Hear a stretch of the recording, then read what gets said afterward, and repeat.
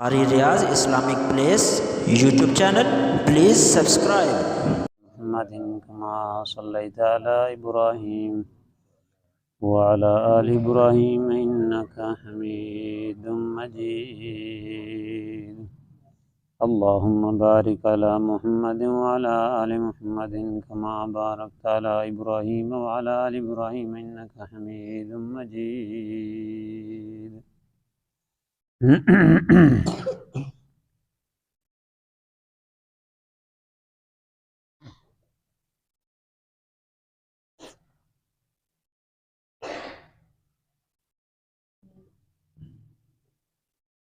قطع رحمی جنت کے راستے میں رکاوٹ ہے۔ عن جبیر بن مطعم قال رسول اللہ صلی اللہ علیہ وسلم لا يدخل الجنت قاطع رواہ البخاری و مسلم۔ حضرت جبیر بن مطعم رضی اللہ تعالیٰ عنہ فرماتے ہیں کہ رسول اللہ صلی اللہ علیہ وسلم نے فرمایا جنت میں داخل نہیں ہوگا رشتہ داریاں ختم کرنے والا، رشتے توڑنے والا، رشتہ داروں کے ساتھ برا سلوک کرنے والا جنت میں نہیں داخل ہوگا۔ نبی کریم صلی اللہ علیہ وسلم نے فرمایا کہ اوتیت بجوامع الکلم، اللہ تعالیٰ نے مجھے جامع کلمات عطا فرمائے ہیں۔ کیا مطلب کہ آپ صلی اللہ علیہ وسلم کے فرمان تو مختصر ہوتے ہیں لیکن اس کا مفہوم اور مطلب بہت زیادہ ہوتا ہے۔ اور آپ صلی اللہ علیہ وسلم نے یہ بھی فرمایا ما قل و کفا خیر مما کثر و الہا۔ ایک جگہ پر فرمایا ما قل و کفا، یعنی وہ بات جو تھوڑی ہو اور اس سے مطلب پورا سمجھ آ جائے وہ زیادہ باتیں کرنے سے بہتر ہوتی ہے۔ تو آپ صلی اللہ علیہ وسلم کے فرامین جو ہیں یہ مختصر ہوتے ہیں لیکن مطلب بڑا جامع معنی ہوتا ہے۔ تو یہاں پر آپ صلی اللہ علیہ وسلم کی اس حدیث کو سن کر آپ خود اندازہ لگائیں کہ صلہ رحمی کرنا کتنا بہت بڑا عمل ہے، اور رشتہ داریاں ختم کرنا، قطع رحمی کرنا اللہ کے نزدیک کتنا بہت بڑا کبیرہ گناہ ہے۔ خود اندازہ لگائیں کہ آپ صلی اللہ علیہ وسلم نے فرمایا جو رشتہ داریاں توڑتا ہے، رشتہ داروں کے ساتھ اچھا سلوک نہیں کرتا ہے، فرمایا وہ جنت میں داخل نہیں ہوگا۔ بزرگوں نمازیں پڑھیں، روزے رکھیں، تہجد کریں، تسبیح پڑھیں، ذکر اذکار کریں، طواف کریں، عمرے کریں، حج کریں، لیکن اگر رشتہ داروں کے ساتھ اچھا سلوک نہیں ہے، بھلے آپ نمازی ہوں گے، آپ روزے دار ہوں گے، آپ قاری صاحب ہوں گے، آپ مولوی صاحب ہوں گے، اگر رشتہ داروں کے ساتھ آپ کا سلوک اچھا نہیں ہے، رشتہ داریاں توڑ رہے ہیں، تو پھر نبی کا فرمان یہی ہے کہ رشتہ داریاں توڑنے والا جنت میں نہیں جائے گا۔ دل پر یہ حدیث لکھ لیں، لکھ کر جائیں۔ اور جب حدیث کوئی بھی نبی کا فرمان اللہ کا قرآن سنیں، صرف چسکے لینے کے لیے نہیں، ٹائم پاس کرنے کے لیے نہیں، اس نیت سے سنیں کہ جو سنیں گے انشاءاللہ عمل کریں گے۔ ابھی آپ سن رہے ہیں، ہم سب سن رہے ہیں اور پڑھ رہے ہیں، ہم یہاں سے اٹھیں بعد میں، لیکن اس پر عمل کرنے کی نیت پہلے کر لیں، پھر تو ہمارے سننے کا فائدہ ہے۔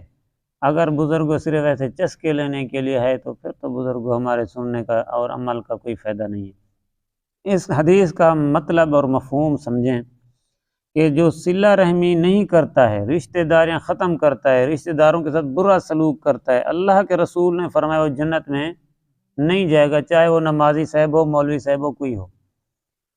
ہاں، دو طریقے ہیں اس کے جنت میں جانے کے۔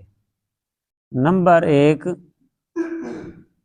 کہ یا تو وہ جو ہے اپنی زندگی میں اس سے توبہ کر لے، معافی مانگ لے، اللہ پاک یا اس کو جو ہے نا کسی اور نیکی کی وجہ سے قیامت کے دن اللہ اس کو معاف کر دے، وہ تو بڑا رحیم ہے نا۔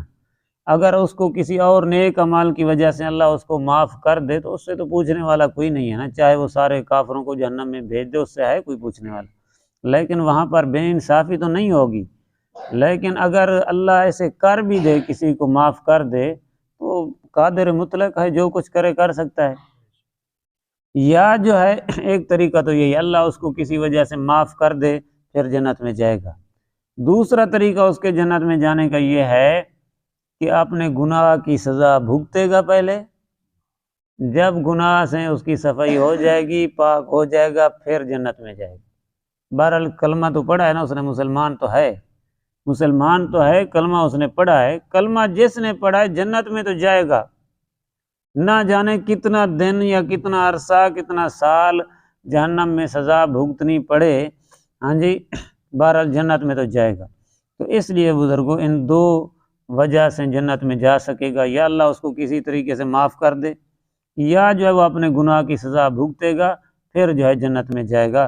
دعا فرمائیں کہ اللہ پاک ہمیں رشتہ داروں کے ساتھ اچھا سلوک کرنے کی توفیق نصیب فرمائیں، نماز بھی پڑھیں، روزے بھی رکھیں۔ بزرگوں نماز بھی ہمیں یہی سبق دیتی ہے، نماز ہمیں ہمدردی کا سبق دیتی ہے۔ جیسے کہتے ہیں ایک ہی صف میں کھڑے ہو گئے محمود و ایاز، نہ کوئی بندہ رہا نہ کوئی بندہ نواز۔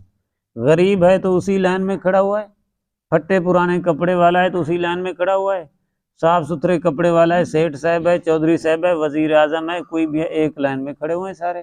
یہی ہمدردی سکھائی جا رہی ہے، ہاں جی۔ اور روزے کے ساتھ بھی یہی ہمدردی سکھانا مقصود ہے کہ جو آدمی صبح سے لے کر شام تک روٹی نہیں کھائے گا، بھوکا بیٹھے گا، پیاسا بیٹھے گا، کم از کم اس کے دل میں تو خیال آئے گا نا کہ یار میں نے آج صبح سے شام تک روٹی نہیں کی، میرا یہ حال ہے، تو جن بیچاروں کو، غریبوں کو، میرے رشتہ داروں کو، ہمسایوں کو 2 دن کھانا نہیں ملتا، ان کا کیا حال ہوگا؟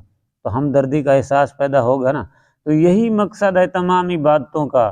اگر نمازیں پڑھ کر بھی ہمدردی نہیں آ رہی، روزے رکھ کر بھی ہمدردی نہیں آ رہی، تو پھر سمجھو یہ بس ایسے ٹکرے ہم مار رہے ہیں۔ اس کی جو ہے نا کوشش کریں، ہم اپنی نمازوں کو اصلی حالت میں پڑھنے کی کوشش کریں، جو مقصد، جو فائدہ اصل نماز کا ہے وہ حاصل کرنے کی کوشش کریں۔ اب ہم اللہ کا فرض تو پورا کر رہے ہیں، لیکن جو نماز سے فائدے حاصل کرنے تھے، ہم نے جو برکتیں ہم نے حاصل کرنی تھی، وہ نصیب نہیں ہو رہی ہمیں۔ اللہ کا فرض تو پورا ہو رہا ہے۔ وہ صحابی کے گھر میں آٹا نہیں ختم ہو گیا تھا، اٹھا وضو کیا، جا کر نفل پڑھے، اللہ سے مانگا، گھر آیا پوچھتا ہے ہاں کچھ ہوا ہے؟ انہوں نے کہا کچھ نہیں ہوا۔ اس نے کہا میری نماز میں یا وضو میں کمی ہے۔ جا کر دوبارہ اچھے طریقے سے وضو کیا، اچھے طریقے سے نماز پڑھی، آ کر پوچھا ہاں بھائی؟ انہوں نے کہا کچھ نہیں ہوا ہے۔ اس نے کہا ابھی بھی کمی ہے۔ پھر گیا، پھر جب وضو کیا اچھے طریقے سے، تمام اچھے طریقے سے، نماز اچھے طریقے سے پڑھی، پھر آیا، کہتا ہے ہاں؟ انہوں نے کہا وہ جو کئی سال سے پرانی چکی ہاتھ والی پڑی ہوئی وہ چل رہی اور آٹا ہی آٹا آ رہا ہے، آٹا ہی آٹا آ رہا ہے، سارے برتن بھر گئے، آٹا نہیں ختم ہو رہا، اب کہاں کریں، آٹا رکھنے کی جگہ نہیں ہے۔ اس نے کہا چلو میں روکوں، اس کو دیکھوں تو صحیح۔ اٹھا کر تو دیکھا، بعض روایتوں میں آتا ہے آدھا دانہ، بعض میں آتا ہے 1 دانہ جو کا رکھا ہوا تھا اور آٹا آ رہا ہے۔ جا کر سارا ماجرا نبی علیہ السلام کو بتایا۔ آپ صلی اللہ علیہ وسلم نے فرمایا میرے صحابی اگر تو چکی کو نہ روکتا تو سارے مکے والے یہاں سے کھاتے، سارے مکے والے یہاں سے کھاتے۔ لیکن عرض کرنے کا، واقعہ سنانے کا مطلب یہ ہے کہ یہ برکت کس چیز کی تھی؟ نماز کی تھی نا۔ لیکن آج ہم نماز نہیں پڑھ رہے ہیں، پھر بھی مسئلہ نہیں حل ہو رہا۔ نمازیں پڑھ رہے ہیں، مسئلہ نہیں حل ہو رہا، کیوں؟ ہمارے اندر وہ صلہ رحمی نہیں ہے، وہ ہمدردی نہیں ہے، جو نماز کا اصل سبق تھا وہ ہم نہیں حاصل کر رہے ہیں نا۔ آپ دیکھیں نبی پاک صلی اللہ علیہ وسلم نے فرمایا صدقہ کرو مصیبتیں ٹل جاتی ہیں، صدقہ کرو مصیبتیں، اللہ کا غصہ ٹھنڈا ہو جاتا ہے، بری موت سے آدمی بچ جاتا ہے، مصیبتیں ٹل جاتی ہیں۔ آج ہم صدقے کر کر کے تھک جاتے ہیں، مصیبتیں نہیں جاتی، کیا وجہ ہے؟ ہاں جی، نہیں جاتی نا مصیبتیں، صدقے کرتے ہیں، خیراتیں کرتے ہیں، مصیبتیں نہیں جاتی، کیوں نہیں جاتی؟ اس لیے کہ وہ اصل سبق تو ہم بھولے ہوئے ہیں۔ 1 نمبر پر تو ہم نماز کے قریب نہیں آتے، نماز ہماری ہے صرف نام کی، وہ نماز سے جو اصل سبق، وہ جو اصل صحیح طریقہ تھا، یا جس نہج پر، جس ہاں جی اللہ کے ساتھ رابطہ کر کے ہم نے نماز پڑھنی تھی، وہ تو نہیں پڑھ رہے، ہم صرف عادت پوری کر رہے ہیں ہم لوگ۔ اور نبی کریم صلی اللہ علیہ وسلم نے فرمایا نماز کا پورے دین میں ایسے ہی ہے، نماز کا مرتبہ جیسے انسان کے بدن میں سر ہوتا ہے۔ آدمی کے ہاتھ ٹھیک ہوں، پاؤں ٹھیک ہو، جگر، گردہ، دل، دماغ سب کچھ ٹھیک ہو، گردن اس کی اڑا دو، اس کے ہاتھ کام کریں گے؟ پاؤں، اس کا دل، گردے نہیں، سارے بیکار ہوئے پڑے ہیں۔ اگرچہ وہ تندرست تھے، سر کے ختم ہونے سے سب کچھ بیکار ہو جاتے ہیں۔ فرمایا نماز جب نہیں ہوگی تمہارے روزے بھی بے جان ہوئے پڑے ہیں، تمہارے صدقے بے جان ہوئے پڑے ہیں، تمہارے تسبیحاں بے جان ہوئی پڑی ہیں، تمہارے حج بے جان ہوئے پڑے ہیں، کیونکہ اصل جو عبادت تھی نماز اس میں بھی جان نہیں ہے نا۔ جس کی نماز جاندار اس کی زندگی شاندار۔ دعا فرمائیں کہ اللہ پاک ہمیں تمام مسلمانوں کو آپس میں اتفاق، محبت، ہمدردیاں نصیب فرمائے، اللہ عمل کی توفیق نصیب فرمائے۔